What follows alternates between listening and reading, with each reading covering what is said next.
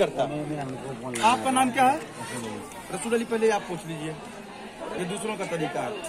आप शरीयत में अगर गलत करोगे तो आप नहीं, चाहे मेरे वालिद साहब हो, अब्बू मोहतरम, तो उनको भी मैं नहीं बख्शता हूँ। ये पूछ लो यहाँ के लोगों से।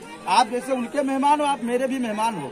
आप चलो हाथ पैर सब दबाऊंगा, सर पे तेल भी लगाऊंगा, लेकिन शरीयत में गलत करोगे तो नहीं बख्शूंगा।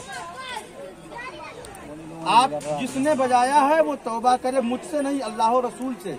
जब तक आप तौबा नहीं करेंगे, मैं ना निकाह पढ़ाऊंगा ना किसी को पढ़ाने दूंगा अपनी जमीन पर, क्योंकि मैं यहाँ का काजी शरा, काजी शहर हूँ। और मेरी मौजूदगी में आप किसी भी मौलवी को या काजी को ला करके निगाह नहीं पढ़ा सकते। इसके लिए चाहे शरई कदम मुझे उठाना पड़े, चाहे कानूनी कदम उठाना पड़े, मैं उठाऊंगा। आपको तौबा करने के साथ साथ जुर्माना अदा करना होगा, फिर जाके निकाह होगा। और ये इबरत होगा, सबक होगा हर जगह के लिए, हर एक मुसलमान के लिए। सोचो जरा आप कि इसी तरह की शादियां आप करते हैं, इसमें अल्लाह के नेक बंदे कहाँ से आएंगे?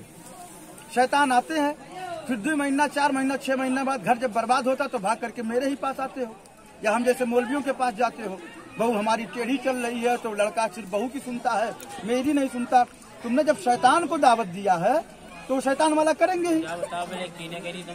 अरे उन्हें किसने किया? जिसने किया तौबा करे, बुलाओ, तौबा करे, जुर्माना दे। क्या हो गया?